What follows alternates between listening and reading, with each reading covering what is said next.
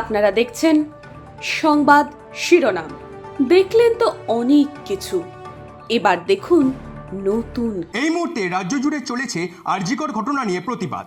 আর এরই মধ্যে মদ্যপ অবস্থায় চিকিৎসক, নার্স সহ অন্যান্য কর্মীদের হেনস্থার অভিযোগ উঠল এক তৃণমূল নেতার বিরুদ্ধে। ঘটনাটি ঘটেছে রবিবার রাত্রে মালদার হরিশ্চন্দ্রপুর গ্রামীণ হাসপাতালে। এই ঘটনায় ব্যাপক চাঞ্চল্য ছড়িয়েছে এলাকা জুড়ে। জানা গেছে, হরিশ্চন্দ্রপুর থানার অন্তর্গত মহেন্দ্রপুর গ্রামের শাসক দলের নেতা অবিনাশ দাসের স্ত্রী প্রসব ব্যথা নিয়ে ভর্তি হয়। তার স্ত্রী ভর্তি থাকাকালীন গতকাল রাত্রে ওই তৃণমূল নেতা মদ্যপ অবস্থায় হাসপাতালের লেবার রুমে ঢুকে সেখানকার স্বাস্থ্যকর্মীদের সঙ্গে দুর্ব্যবহার করে। তারপর এমার্জেন্সি বিভাগে গিয়ে কর্তব্যরত নার্স ও চিকিৎসকদের অকথ্য ভাষায় গালিগালাজ ও প্রাণে মারার হুমকি দেয় বলে অভিযোগ। তারপর হাসপাতালের কর্মীরা এবং স্থানীয় কয়েকজন এসে ওই তৃণমূল নেতাকে হাসপাতাল থেকে বের করে দেয়।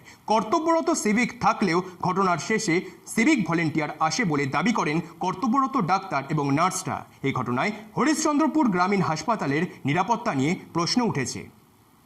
ব্যুরো রিপোর্ট, সংবাদ শিরোনাম।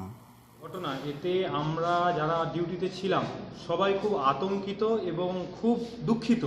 এই রকম ঘটনা আমরা যারা স্বাস্থ্য পরিষেবা, এমার্জেন্সি পরিষেবার সঙ্গে যুক্ত, তারা আমরা এটা কখনোই কামনা করি না যে আমাদের সঙ্গে এরকম ঘটনা ঘটুক। আমরা মানুষের জন্য 24 ঘন্টা আমরা ডিউটিতে রয়েছি, তারপরেও যদি মানুষ আমাদের সঙ্গে এরকম দুর্ব্যবহার করেন, তাহলে এর থেকে দুঃখজনক, লজ্জাজনক আর কিছু সমাজের কাছে হতে পারে বলে আমার মনে হয়।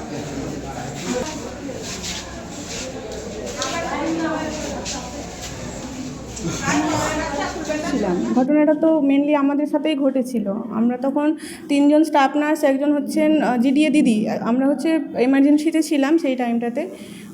কোনো কথোপকথন ছাড়াই উনি এসে রীতিমতো ডাক্তার কোথায়, নার্স কোথায়, আমরা বলছি কী হয়েছে বলুন, কোনো সমস্যা হয়েছে, আপনি বলুন কি আপনার সমস্যা। উনি কোনো কথা ছাড়াই এমনি গালিগালাজ দিতে শুরু করলেন, মানে যা ইচ্ছে, মানে অকথ্য ভাষায় গালিগালাজ দিচ্ছিলেন।